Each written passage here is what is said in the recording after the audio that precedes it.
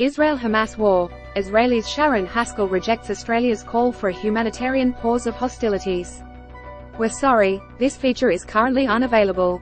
We're working to restore it. Please try again later. The Sydney Morning Herald. The Sydney Morning Herald. Sections. Network. Advertisement. Exclusive. World. Middle East. Israeli-Palestinian conflict. Like funding al-Qaeda, Israeli MP rejects Australian call for humanitarian pause. By Matthew Knott. Save articles for later. Add articles to your saved list and come back to them anytime. Key points. Israeli MP Sharon Haskell has rejected Australia's call for a humanitarian pause of hostilities.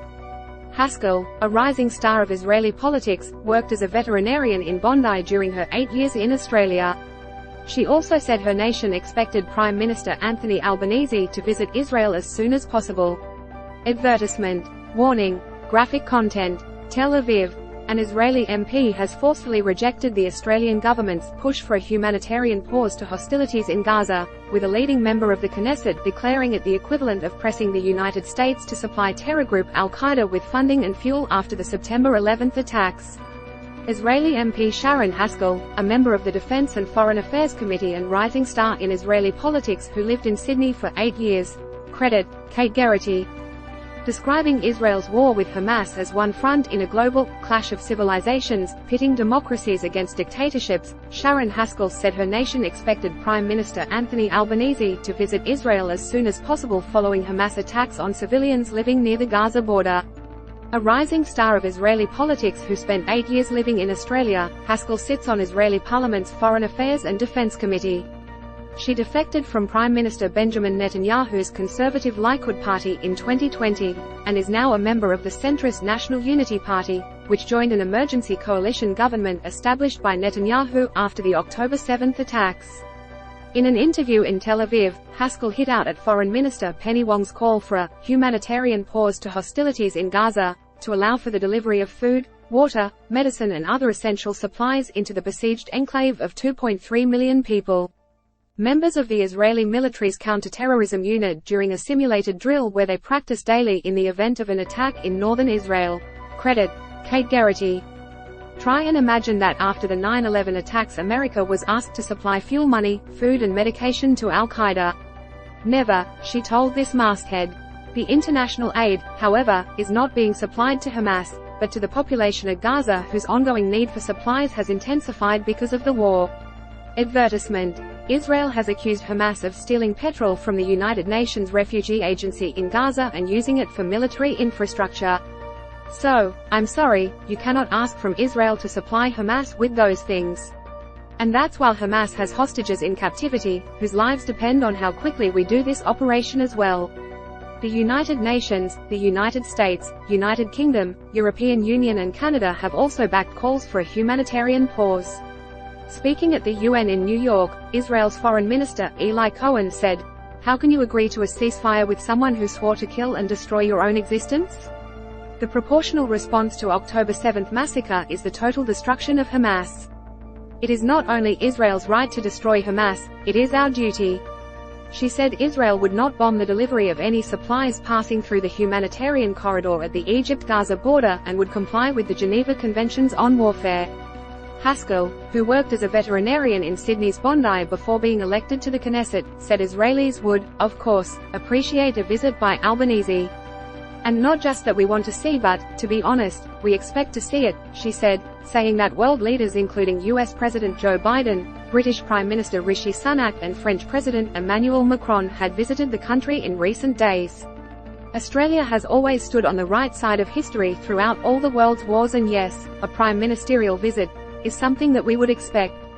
Asked during a press conference in Washington whether he was seeking a phone call with Netanyahu, Albanese said the Israeli Prime Minister was extremely busy and that a phone call with his Australian counterpart would not be at the top of the list. Israeli MP Sharon Haskell says Israel would expect Anthony Albanese to visit and show his support. Credit, Kate Geraghty. Opposition Home Affairs spokesman James Paterson this week called on Albanese to send Wong to Israel in a sign of support if he was unable to make the trip himself. Haskell said she found it heartbreaking that some pro-Palestinian supporters chanted anti-Semitic slogans when the Sydney Opera House was illuminated in the colours of the Israeli flag after the attacks, and that New South Wales police felt it necessary to ask Jewish Sydneysiders to stay away from the area. She mentioned rape and the murder of children as crimes, asking while wiping a tear from her eye, "How does that advance the Palestinian cause?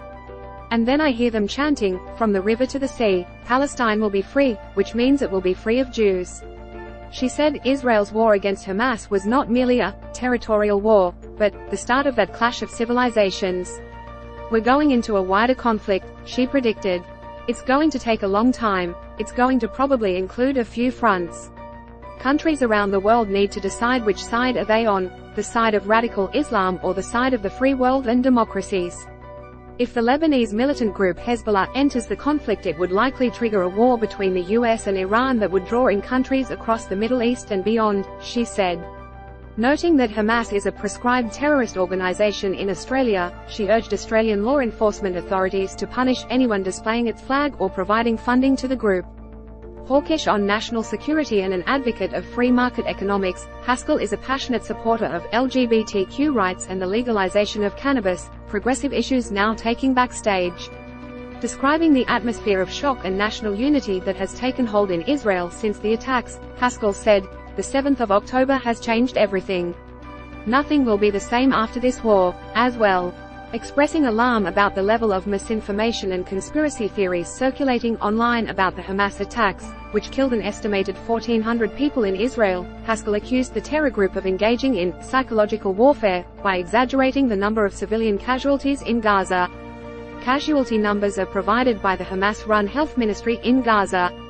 The figures are generally accepted as reliable by the United Nations and by Human Rights Watch, which has found no major discrepancies in its investigations of past conflicts. More coverage of the Hamas-Israel conflict. Cascading violence, tremors from the Hamas attacks and Israel's response have reached far beyond the border. But what would all-out war in the Middle East look like? The human cost, Hamas massacre in Israel has traumatized and hardened survivors. And in Gaza, neighborhoods have become ghost cities.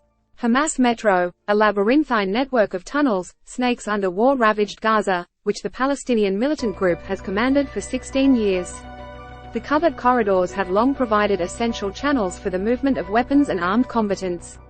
What is Hezbollah? As fears of the conflict expanding beyond Israel and Hamas steadily rise, all eyes are on the militant group and political party that controls southern Lebanon and has been designated internationally as a terrorist group. How did it form and what does Iran have to do with it? Get a note directly from our foreign correspondents on what's making headlines around the world. Sign up for the weekly What in the World newsletter here.